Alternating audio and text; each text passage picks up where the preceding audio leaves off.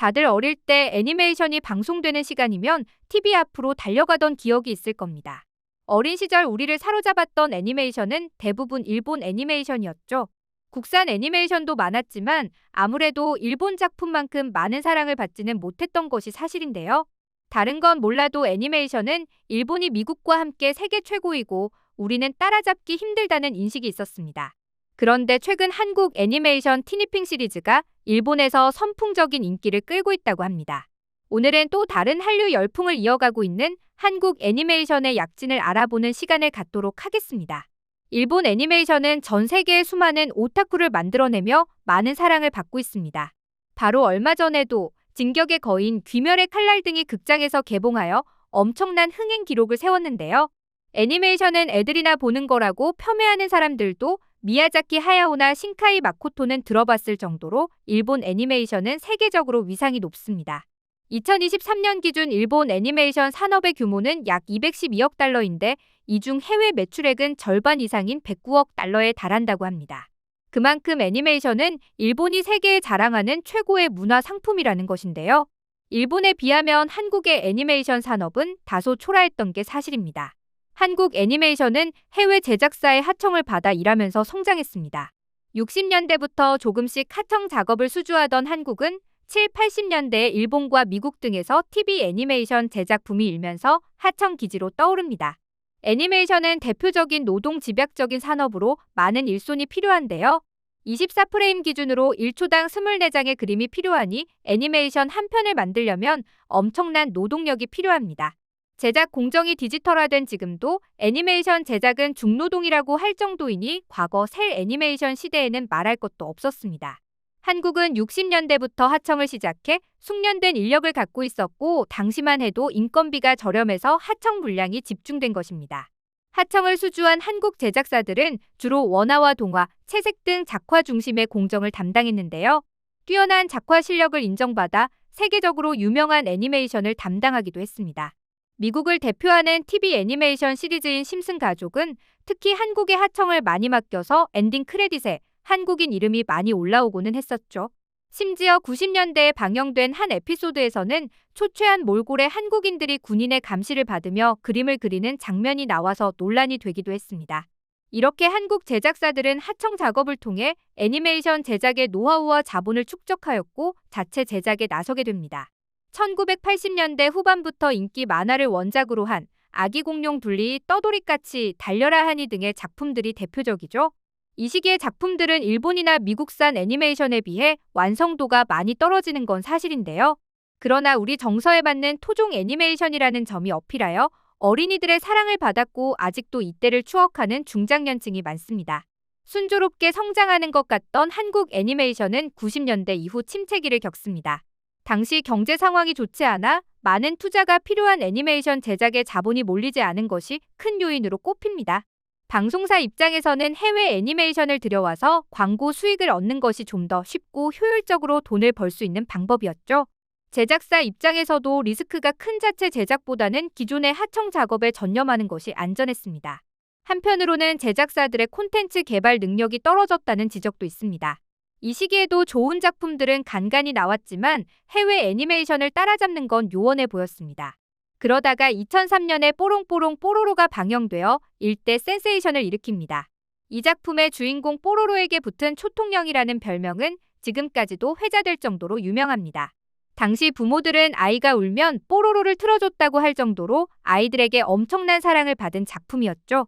국내만 아니라 해외에서도 사랑을 받아 무려 130여 개국에 수출되었고 특히 프랑스에서는 47%라는 놀라운 시청률을 기록하기도 했습니다. 제작사인 아이코닉스는 로열티 수익만 국내외 통틀어서 매년 100억 원 이상을 벌어들인다고 합니다. 이 작품의 놀라운 성공으로 이후 한국 애니메이션 산업은 영유아 대상 애니메이션 중심으로 재편됩니다. 2010년에는 변신자동차 또봇이 아이들을 사로잡고 완구 시장에서 열풍을 일으켰는데요. 이 작품은 기존의 한국 애니메이션과 달리 완구 마케팅에 성공했고 이것이 흥행의 주 요인으로 꼽힙니다. 또봇 완구는 지금까지도 한국 로봇 애니메이션 완구 중에서는 가장 많이 팔린 기록을 갖고 있습니다. 애니메이션에 등장하는 로봇이나 무기 등을 장난감으로 만들어 팔고 이를 통해 제작비를 회수하는 방식은 애니메이션 업계에서는 상식과 같은 것인데요. 그러나 기존의 한국 애니메이션은 로봇 디자인을 표절하거나 금형 제작이 어려운 문제로 완구 마케팅에 크게 성공하지 못했습니다. 애니메이션 관련 상품은 대부분 캐릭터가 그려진 스케치북이나 책가방 같은 문구류였죠. 아이들이 갖고 놀 수 있는 완구로 대박을 친 것은 변신자동차 또봇이 처음이었던 것입니다. 또봇의 대성공은 이후의 한국 애니메이션 산업의 흐름에도 큰 영향을 끼치게 됩니다. 그리고 2011년에는 황선미 작가의 원작을 영상으로 옮긴 마당을 나온 암탉이 극장에서 개봉했는데요. 이 작품은 최종적으로 200만 관객을 동원하며 흥행에 대성공하고 비평면에서도 찬사를 받았습니다. 또한 안녕 자두야, 신비 아파트 시리즈 등도 아이들에게 사랑받으면서 한국 애니메이션은 중흥기에 접어듭니다. 과거의 아이들이 주로 일본이나 미국산 애니메이션을 보며 성장했다면 이 시기의 아이들은 국산 애니메이션에 푹 빠져서 성장했다고 해도 과언이 아닙니다. 그리고 2020년 마침내 캐치 티니핑 시리즈가 방영을 시작하는데요. 이모션 왕국의 공주 로미가 감정의 요정인 티니핑들과 함께 다양한 사건을 해결한다는 내용의 이 시리즈는 여자아이들을 단숨에 사로잡았습니다. 2024년에 개봉한 극장판은 120만 관객을 동원해 역대 한국 애니메이션 흥행 기록 2위에 오르는 기염을 토했죠. 이 작품의 큰 특징은 관련 상품이 끝없이 나와서 아이들의 수집 욕구를 자극한다는 것입니다. 처음에는 인기 캐릭터의 피규어를 샀다가 이들이 거주할 궁전을 사고 다시 궁전을 채울 피규어를 사는 식인데요. 새 시즌이 시작할 때마다 새 캐릭터가 등장해서 부모들은 등골핑, 파산핑이라며 비명을 지를 정도입니다. 이 작품은 일본에서도 크게 성공하며 K-애니메이션 열풍을 일으키고 있습니다. 일본에서는 지난해 10월 시즌2가 방영을 마쳤고 최근에는 시즌3가 방영을 시작했는데요. 시부야에서 열린 팝업 이벤트에 수천 명의 팬이 몰릴 정도로 뜨거운 사랑을 받고 있습니다. 7월부터는 일본 전역의 1,400개 매장에서 관련 굿즈를 판매하기 시작했습니다. 보도 자료에 따르면 초도 물량만 10만 개를 돌파했을 정도로 흥행 돌풍이 이어지고 있다고 합니다. 제작사인 SAMG 엔터는 해외 매출이 전년 대비 43%나 폭등했다고 발표한 바 있는데요. 전통의 애니메이션 강국인 일본에서 해외 애니메이션이 이렇게 인기를 모으는 건 놀라운 일입니다. 과거에 뽀로로가 일본에 진출하여 제법 인기를 얻은 바 있지만 티니핑처럼 캐릭터 브랜드의 확산으로 이어지지는 못했습니다.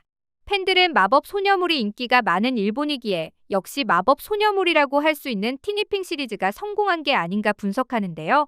세일러문, 프리큐어 등 마법 소녀물은 일본 애니메이션 시장에서 전통의 강자였습니다. 티니핑 시리즈도 마법 소녀 주인공과 귀여운 디자인의 마스코트 캐릭터 그리고 이들과 관련한 다양한 굿즈 같은 마법 소녀물의 특징을 갖추고 있죠. 이런 점이 일본의 아이들에게 먹혀들었고 부모들도 이미 익숙한 장르이기 때문에 안심하고 아이들에게 보여줄 수 있었다는 분석입니다. 오늘은 티니핑 시리즈가 일본의 성공리에 진출한 소식을 전해드렸는데요. K-애니메이션의 성공은 반가운 일이지만 파산핑에 시달려야 하는 일본 부모들은 조금 안타깝기도 하네요. 앞으로도 K-애니메이션의 성공이 이어지기를 바라면서 오늘의 영상 마치겠습니다. 감사합니다.